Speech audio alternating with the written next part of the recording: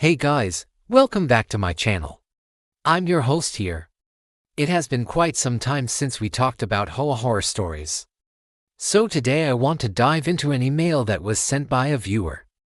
This is a very serious issue, so let's get right into it. The HOA stopped all services to our condo because we are 3 months behind in our dues. They claim they have a lien on our unit for $8,000. But we were told there would be no late fees if we had a hardship. We have had numerous phone calls with the president of the board who said he will work with us. He has ghosted us for weeks at a time and has not responded to our emails or texts. Our neighbors have also said that they too have had issues with him and other board members. The association filed a lawsuit against us. And yesterday we received notice that they are now taking bids for a contractor to remove our AC unit, which they are claiming is unsightly. Yesterday afternoon, 2 men came out and changed our locks without our permission or even knocking on our door. Now our kids cannot get into their bedrooms, and we can't get into the master bedroom where most of our clothes and stuff are. Our AC unit was covered by the patio screen, and it was not an eyesore. The HOA doesn't even have a list of violations, and we haven't even been given the opportunity to fix anything. The only thing we were told is that the grass in our front yard is too tall. They are saying that we are willfully violating the CCNRs. We have called multiple times and left messages with the property manager and the president of the board. But no one will talk to us or respond to any of our communications. Please help. Well, thank you so much for reaching out. That is a horrible situation to be in. It is certainly not uncommon for HOA boards to take things to the extreme like this. So let me go over everything that happened in this situation, and then we'll talk about what you can do next. Okay, so the first thing that happened is that the HOA stopped providing services to this individual's property because they were 3 months behind in their HOA dues. And the HOA apparently told them at some point that they would not be charged any late fees if they qualified for a hardship. Now, every state has different laws about whether an HOA can charge late fees and how much they can charge. But generally speaking, if a homeowner qualifies for a hardship, then they should not be charged late fees. Of course, if you do not agree with the amount of the assessment or the late fees, then you can always file a complaint with the state. You can find the contact information for your state's regulator in the description box below. Also, if you're ever in a situation where you cannot afford to pay your HOA dues, then you should reach out to your HOA and see if you qualify for a hardship. If you don't ask, then they're never gonna tell you. Then the HOA started communicating with these homeowners about a potential solution to get caught up on their account. But after several weeks, the HOA president stopped responding to the homeowners. It is pretty common for HOA boards to ignore minor issues like this until it balloons into a huge problem. So I'm not surprised that the HOA president stopped returning their phone calls. It's honestly something that HOAs do all the time.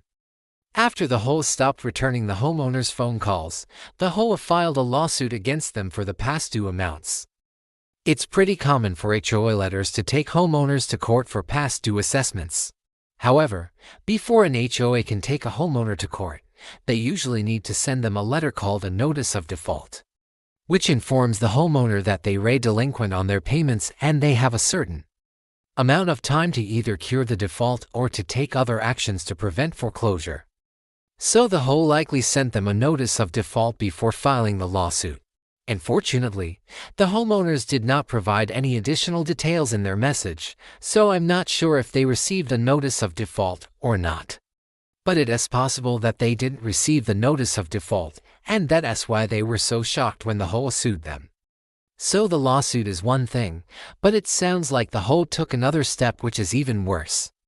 The HOA hired a contractor to remove the homeowner's AC unit, and they were saying that it is an eyesore. This is terrible. An AC unit that is screened in is not an eyesore. And honestly, the fact that the HOA would go this far just shows how petty they are. Plus, they have no right removing this homeowner's personal property.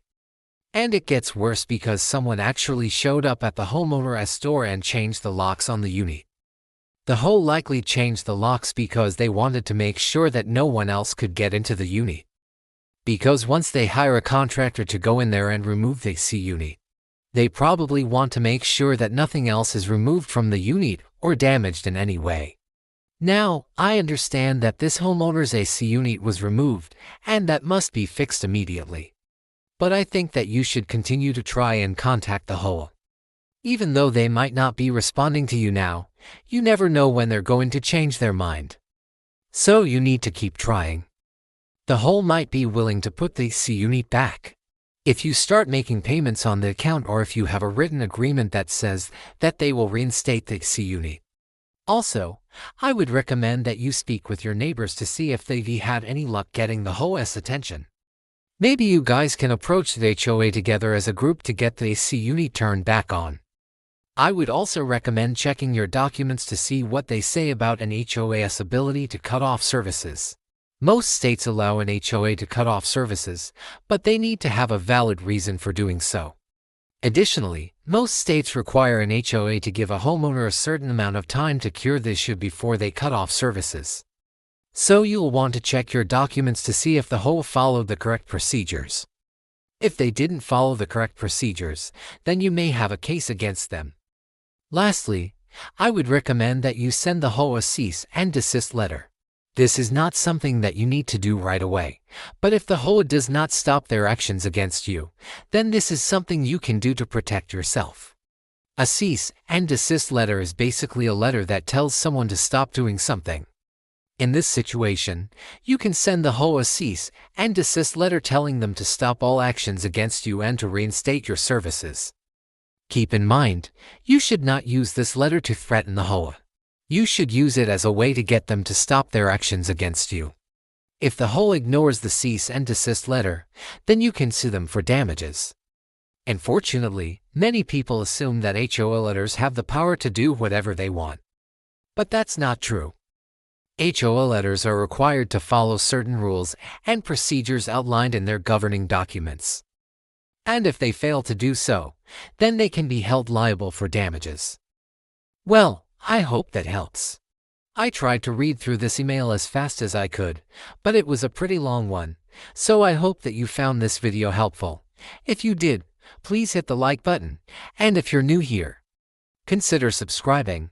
Thank you so much for watching. I really appreciate it, and I'll see you in the next video.